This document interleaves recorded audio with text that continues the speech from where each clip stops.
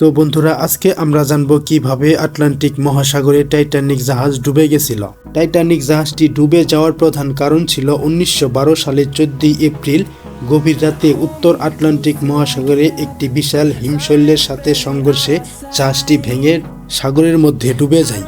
সেদিন রাতে 11:40 জাহাজটি প্রায় ঘন্টায় 40 কিলোমিটার পার আওয়ার গতিতে ছুটে চলছিল এবং চলার সময় হিমশৈলটির সাথে ধাক্কা খায় এবং ধারণা করা হয়েছিল হিমশৈলটি জাহাজের খোলা একটি বড় ফাটল তৈরি করেছিল। তবে পরবর্তীকালে ধ্বংসাবশেষ পরীক্ষা করে বিজ্ঞানীরা দেখেন যে সংঘর্ষের ফলে একটি বড় ফাটলের পরিবর্তে জাহাজের হুলের প্লেটগুলি প্রায় 300 ফুট এলাকা জুড়ে ছোট ছোট চিড় ও ফাটল তৈরি হয়েছিল এবং সেই সাথে রিভেটগুলি দুর্বল হয়ে খুলে পড়ে গিয়েছিল।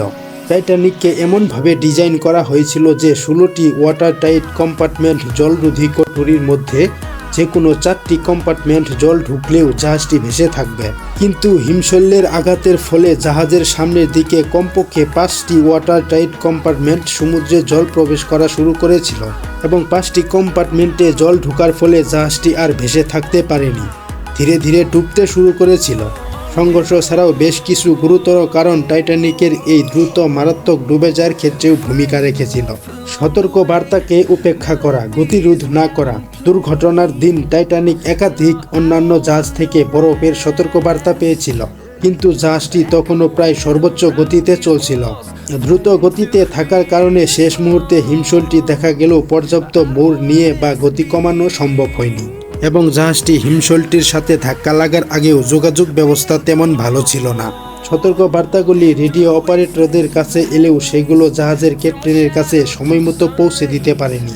রেডিও অপারেটর মূলত যাত্রীদের ব্যক্তিগত বার্তা পাঠানোর কাজে ব্যস্ত ছিলেন, এই জন্য জাহাজের ক্যাপ্টেনের কাছে সতর্ক বার্তাগুলো পাঠাতে পারেননি এবং জাহাজটি মাঝপথে ভেঙে যাওয়ার প্রধান কারণ হচ্ছে দুর্বল নির্মাণ সামগ্রী।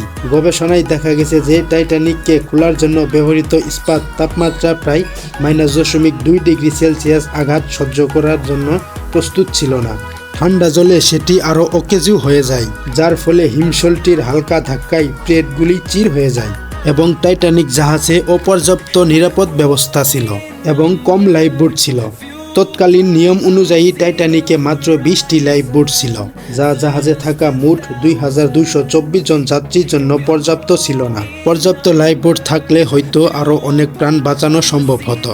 উপসংহারে টাইটানিক ডুবার তাৎক্ষণিক কারণ ছিল হিমশৈলটির সাথে সংঘর্ষ, কিন্তু জাহাজটি অতিরিক্ত গতি, সতর্কবার্তা উপেক্ষা, দুর্বল নির্মাণ সামগ্রী এবং পর্যাপ্ত লাইফবোটের অভাবে মর্মান্তিক ঘটনাটি ভয়াবহ বিপর্যয়ে পরিণত হয়েছিল। সাউথহ্যাম্পটন ইংল্যান্ড থেকে নিউ ইয়র্ক সিটি মার্কিন যুক্তরাষ্ট্রের মধ্যেই সীমাবদ্ধ ছিল।